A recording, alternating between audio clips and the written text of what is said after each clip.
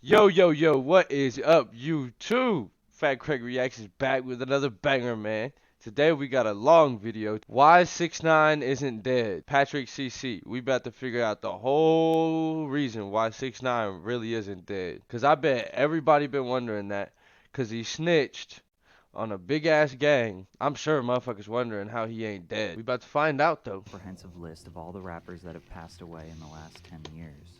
This list contains everyone from Juice WRLD, who had an accidental overdose, to OG rapper Coolio, who passed from a heart attack. However, when an artist gets taken out by someone else, it cuts a little deeper. Takeoff, PNB Rock, Jada Youngin, Draco the Ruler, Young Dolph, MO3, King Von, Pop Smoke, Damn. Nipsey Hussle, Rest in peace all the guys, man. Like, for real. Rest in peace all of them. XXXTentacion, and many others had their lives cut short by other people's actions. Although none of us would ever condone this type of activity, most people thought that Tekashi 6ix9ine would be added to this list. However, right now, Tekashi is living his best. Everybody thought as soon as 6ix9ine got out, he was gonna get smoked. A month went by, everybody's like, wow, he's still alive. A year went by, everybody's like, ain't nobody even think about him now. Life. After he beat a RICO case by snitching on his whole gang, 6ix9ine is out free, traveling on private jets all over the world, and publicly making fun of every rapper that dies. A lot of people believe that Tekashi has a target on his back, and every single day that goes by, he is one step closer to his permanent demise. But Tekashi has survived everything we thought he couldn't do, and there are a few key reasons why. No. Think about it. He snitched on one of the biggest gangs in the world. I feel like there is millions of dollars on this guy's head right now. When 6ix9ine was released from jail in mid-2020, he remained quiet for a month. Nobody knew if he was ever going to show his face again publicly. To their surprise, the release of his song Gooba proved that he had no intentions of going anywhere. And to take it one step further, in the music video he embraced the label of being a rat or a snitch, after cooperating with the federal government to indict 12 of his former 9. How are you gonna snitch and then embrace the fact that you're a snitch? Like, put the rat over your face. That just blows my mind. 9 Trey Blood gang members. Some of those men won't be getting out until 2030. The music video broke the YouTube record for the most views in the first 24 hours for a hip-hop song. Meek Mill tweeted that the song was trash and made fun of him for still claiming to be a gangster. Shit, super trash. You gone up 100 shots. Lil TJ said that he was the king of New York, and he doesn't like all that snitch rainbow hair going on in his city. Keep in mind that being labeled a snitch in hip-hop can potentially end someone's career, but a lot of 6ix9ine's fans empathized with him. He said his ex-gang members set him up, robbed him, assaulted the mother of his child, and even planned to kill him. Why would he remain loyal to the people that wouldn't do the same for him? Whereas his adversaries say that he shouldn't have gotten into this life if he wasn't ready to accept the consequences. All of those scenarios, or, sending shots. Everything I was rapping about was really happening. Yeah. These rappers that rap about the that they rap about, they don't live. 6ix9ine was willing to accept that he was a snitch, but he didn't want to be alone. He had a list of rappers he was going to expose on an instant. Yo, and this is crazy to me how he's still alive, because he's literally talking about so much. This right here is a plant in my eyes. He is planted in the system to get a bunch of motherfuckers caught up. Instagram Live to over 700,000 people, starting with Meek Mill. In 2019, Meek thanked a woman named Desiree Perez for helping him finally put his legal troubles behind him. Tekashi exposed that Desiree was a federal informant in the 90s. Perez, the wife of longtime Jay-Z wingman Juan Perez, became a cooperating witness for the DEA in the 1990s after her 1994 arrest for possession of 35 kilos of cocaine. Perez, God damn, that's a lot of coke. 35 kilos? struck a deal with the feds, agreeing to wear hidden wires to record her meetings with major cocaine traffickers. 6ix9ine was confused why Meek would make fun of him, but then go and work with a federal informant.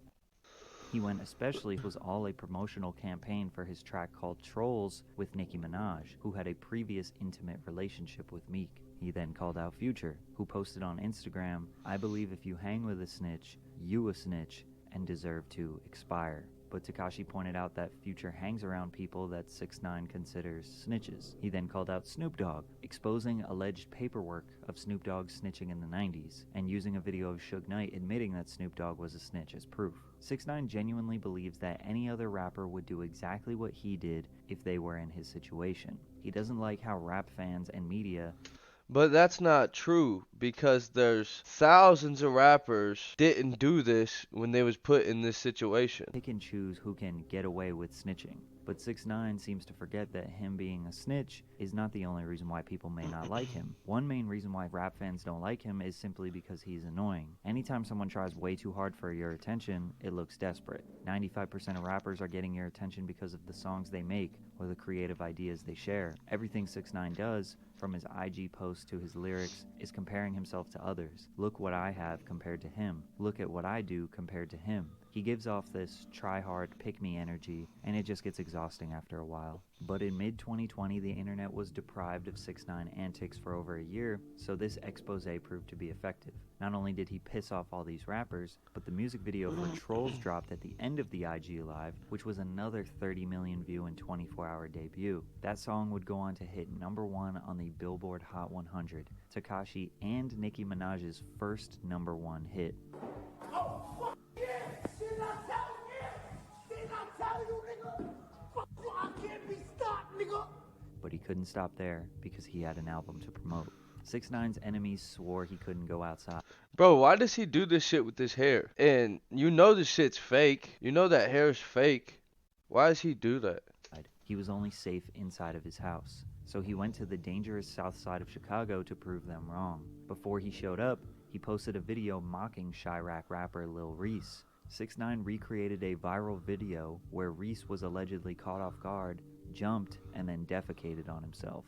People swore he was going to get himself killed for this. But when 6ix9ine was in Chicago, you could see at least 3 huge security guards watching around the corner. He was also seen at the mall absolutely swarmed with security. Yeah. 6ix9ine would obviously be an idiot to walk around without security, and anyone trying to do something to him in public while he was around security would be just as stupid, especially considering his work with the federal government. But Facts. regardless, 6ix9ine's views skyrocketed and his enemies were embarrassed. Unfortunately, Because if you think about it, if you do anything to him, he's already an informant. So they already watching him. So, bruh, you do something to him, you gonna get in trouble. his album flopped. Tattletales dropped in September of 2020 and was projected to sell 150,000 first week, but it then went on to only do 50,000 first week. Rappers were clowning him in the comments. Trippie Redd famously laughed and mocked 6ix9ine for selling 50K.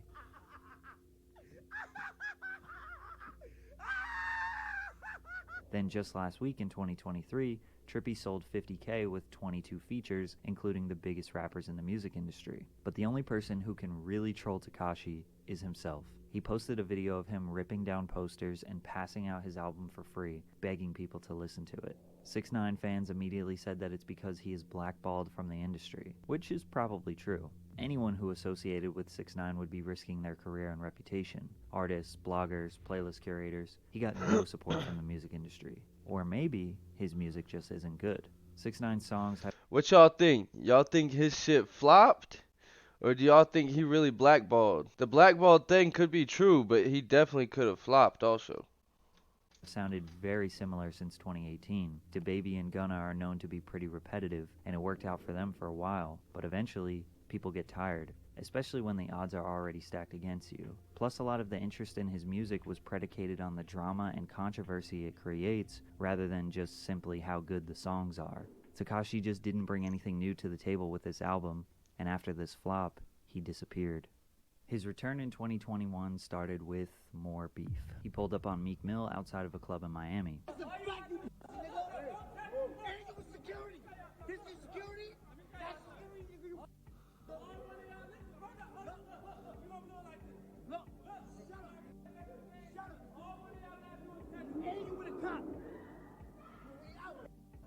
Look, you take, and you with police. Again, all 6ix9ine was doing here was trying to prove that Meek Mill also walks around with security and is not as gangster as he portrays himself to be. But 6ix9ine has nothing to lose because everyone already knows that he isn't gangster. Meek made himself look even worse when he claimed that he almost smoked 6ix9ine, when in the video he very clearly was not going to do anything. Instead, after 6ix9ine left, he started yelling at the security saying that they were trying to get him in trouble. What y'all trying to get me in trouble? Huh? Just like the Chicago incident, nobody blamed Meek for not doing anything. Him and 6ix9ine were around 15 bodyguards and cops. All Tekashi proved was that Meek is protecting himself and his freedom. He is being smart, but it still got people talking about 6ix9ine again and provided a short-term L for Meek. Then he took shots at the late rapper King Von by saying, Look how happy he is. Look at this dead nigga on his shirt. Look, I think King Von thirsty. Look, yo, drink that. I'm gonna pee on you, nigga. That nigga Von. Yo, this shit right here is fucked up. Von was definitely my favorite rapper of all time. Ever. I hated when he did this shit. Rest in piss, nigga. I don't got cat rat, nigga. He even DM'd King Von's sister a picture of Von's body after the autopsy. Fans were disgusted at this evil behavior. However, King Von, Lil Durk, and their fans would famously scream that they were smoking Tuka, and would constantly make fun of Tuka, who was a 15-year-old. He just said it was cap rap, but yet that's all 6ix9ine was. Well, no, 6ix9ine said he was really doing what he was rapping about, but I feel like King Von was definitely doing what he was rapping about too. So. Old boy from Chicago who got shot at the bus stop. 6ix9ine was wondering why people would praise Von for the same behavior they hated 6ix9ine for, and he did have a point.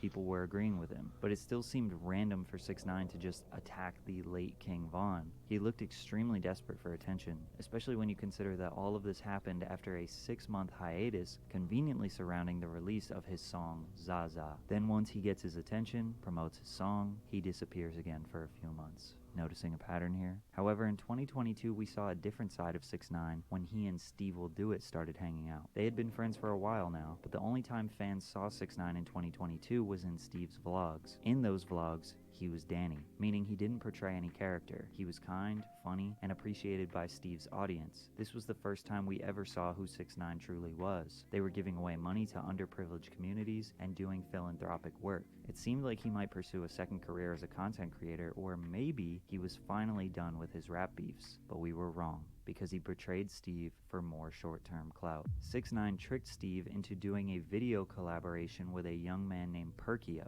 Perkio was going viral for looking exactly like Lil Durk. Durk even supported him and brought him on stage at one of his concerts. Steve trusted 6ix9ine and thought that Perkio was a paid actor. When he got there, Tekashi pressed Perkio and forced him to wear a jacket with King Von on the back, trying to again stir up some drama with Lil Durk. Conveniently, 6ix9ine was releasing a song and NFT project called Gine at this time, which is why he randomly started creating beefs again. Steve went on an apology tour on various podcasts because people blamed him for accelerating a dangerous rap beef. And even though Steve was taken advantage of, he apologized. He even gifted Perkio with $20K, and 6ix9ine got what he wanted yet again. But something happened recently that has worked in Tekashi's favor. Currently, Young Thug and his label YSL are facing a major racketeering case, similar to the one that 6ix9ine and 9 Trey were facing just 3 years ago. YSL is basically facing every charge from arms. Yo, I got a Steve Will Do It hoodie. Y'all know that. I watch Steve Will Do It like religiously. I never even knew that him and Steve Will Do It stopped hanging out, because if you go on Rumble, they still hang out, I'm pretty sure. So he must have forgave him for what he did or something, because he's definitely still in his videos. Armed robbery to murder. 26 members of the label were arrested in May of 2020. One of those members was Sergio Kitchens, aka Gunna, who is known as a close affiliate to Young Thug and top-ranking member of YSL. Gunna took a plea deal, which is essentially an admission of guilt, in order to get out of jail early. In open court, he said the following. YSL is a music label and a gang, and you have personal knowledge that members or associates of YSL have committed crimes in furtherance of the gang. Yes, ma'am. You're not admitted to your crime. You just told the court that YSL is a gang. So now you just up your man's defense. You not own up to your case, nigga. You a rap, nigga. That's it, nigga. Then Tekashi pointed out how no rappers are publicly trashing Gunna because he is well respected and they like his music, but they were Yo, that's fact. He just shit on the whole YSL. Everybody that was getting charged, them whole 26 people, he just shit on. There's no defense now. totally fine with making fun of Tekashi, which is true. Rappers, blogs, media outlets, none of them have really blatantly said that they don't support Gunna anymore. YSL co-founder Mondo shared his thoughts about Gunna. You took a plea saying that you the main artist, brother.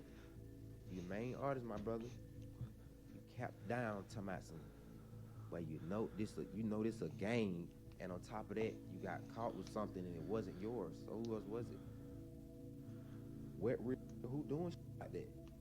Who doing that? That's why you didn't have nothing. Your shit gonna get dropped, brother. You know that, bro. What the hell? You panic. But the funny thing is, 6ix9ine was right. The general public does not care. The whole sentiment online is that people will still support Gunna's music regardless of what happened. 6ix9ine has successfully convinced people. That's because if you got real fans, they gonna ride or die for you. Like YNW Melly been locked up forever, and they still listening to his shit. That these rappers are maybe not as gangster as they say they are. This YSL case, along with the unsettling numbers of artists who have died in the past few years, fans are doubling down on not wanting their favorite rappers to be gangsters. They want them to be artists. They want them to make music, be safe, and live a good life. But I don't think that rap fans realizing this has helped 6ix9ine's career. When Lil TJ got shot, 6ix9ine laughed at him. When PNB Rock got shot, 6ix9ine made fun of him. If something bad happens to any other rapper, he feels obligated and justified to point and laugh because that didn't happen to him. Why? Because he knows that people would do the same if he got shot. If 6ix9ine was taken out, nobody would be surprised. A lot of people wouldn't even have remorse considering how many people he has taunted. He is too far gone. Facts. But when 21 Savage spoke about 6ix9ine, Nobody would give a fuck if 6ix9ine got shot. They're all trolling his ass as soon as he gets shot. it made me realize why he isn't dead. Even if I seen him, I don't got no intention to do nothing to you. You just a rat. You go your way, I go my way. It don't mean to smoke. Just cause you call a nigga a rat, that don't mean you gotta kill him when you see him. That's just like saying any nigga you call a bitch, you gotta kill him. If you see a fan on the internet comment shit and you say, man, shut your little weird ass up. Oh, when I see you, I gotta do something to you. That ain't how that go. You could feel a type of way about a nigga and a nigga go their way and you go your way. A lot of the rappers that clowned on Tekashi don't necessarily want him dead. Maybe they just don't like him. Maybe he was an easy target for some jokes. In most cases, it was Tekashi who escalated these beefs. And the more you think about it, it seems like 6ix9ine is the one who cares the most about what other people think. You can definitely tell that beard right there fake as fuck, bro. That's all I got to say. And all these other rappers are usually just minding their own business. But let's be honest. Anyone who would attempt at 6ix9ine would never be able to beat the case. And is that guy really worth throwing your life away for? No. And 6ix9ine knows this. So he's going to keep up his antics, and most likely, nobody's going to do anything.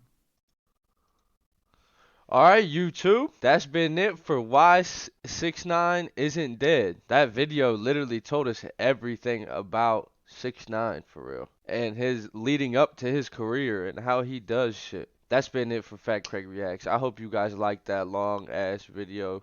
If you did, be sure to like, comment, subscribe, and we gonna see you in the next one. Peace.